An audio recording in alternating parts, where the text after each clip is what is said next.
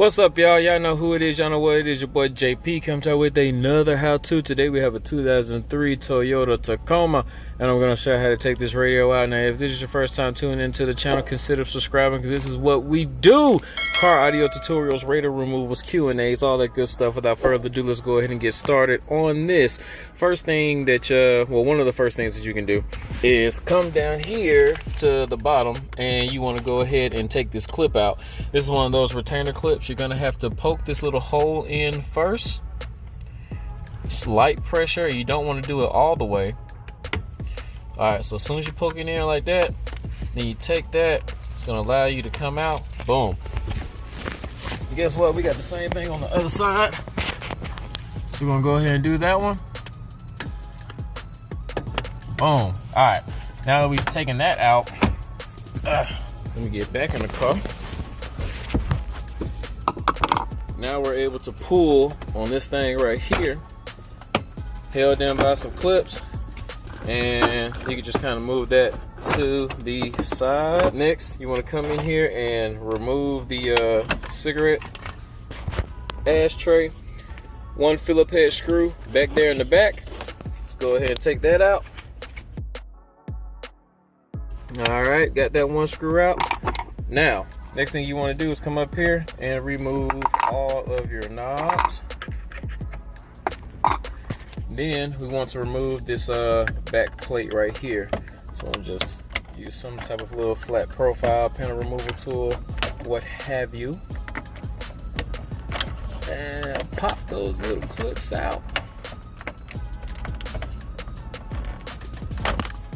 Boom.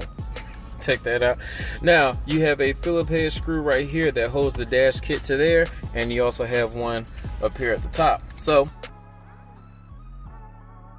now that we have those screws out, we should be able to just use our hands, and because everything else is just held in with the clips, no panel removal really needed. Tell you what, I'm gonna come down here, grip it from the bottom. There we go.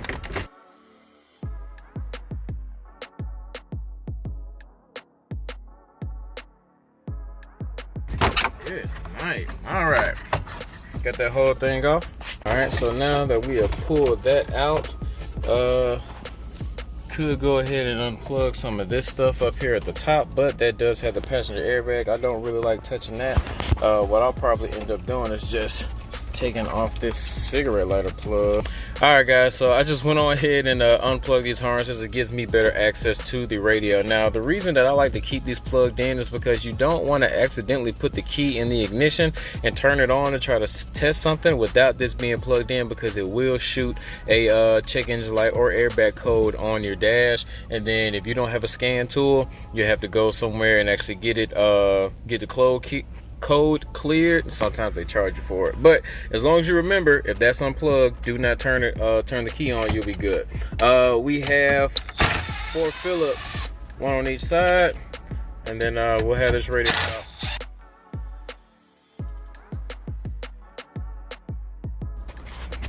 All right.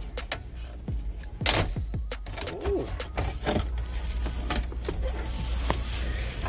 Okay. So now we're just gonna go ahead and take out our harnesses and our antenna. Get this.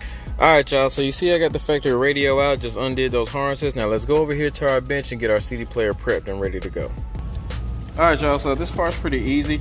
We just took the sleeve off of the radio, and we inside our dash kit, we want to look for the one that's the number 5 for this Tacoma, 5R. And 5L is going to stand for left and right. And then you want to, there's a bag of 4 screws that come in, and you want to go ahead and mount the pocket. So we just want to put this on just kind of like that, and put the 2 screws in on the side, on both sides, and then this is what you're going to end up getting. Now with that being like that, we can slide our CD player in, and then we're gonna find those holes, and then we'll take the screws that came with the deck and mount those in just like that. All right, so went ahead and got the deck screw in here, so now your radio kind of looks like that. It's pretty cool. Only thing you need to know about this, other than that, is the A and the C. We're gonna keep those. We don't need B, so we're gonna cut it off on both sides. All right, y'all, so now that we got that thing cut on both sides, it will fit in nice, and let's go ahead and get this thing wired up and get it back in the car.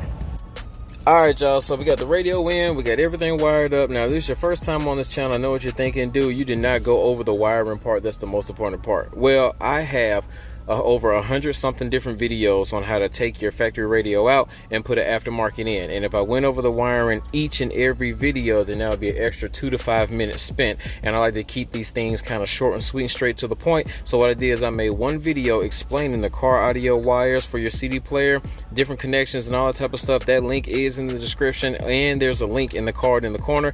Hit that link. That way, for the people who know how to do this, you get what you need, and for the people who don't know how to do this, you have another resource that you can click to go see it. So now let's go ahead and put this thing back in and see what it looks like when it's all said and done. All right, y'all, that's what it looks like when it's all said and done. Now, the dash kit comes with these little trims, and you can try to put them behind there, but they're actually too big. They don't even look right. Maybe that's for a double den, but they don't look right here. This is kind of the best look. I will have all the links to that stuff in the description anyway, though. Wire harnesses, CD players, all that. But until then, man, I hope you guys found some type of value in this video, and if you did, don't forget to hit that like button, subscribe, share, comment, all that good stuff. Till the next time, this is your boy JP, signing out.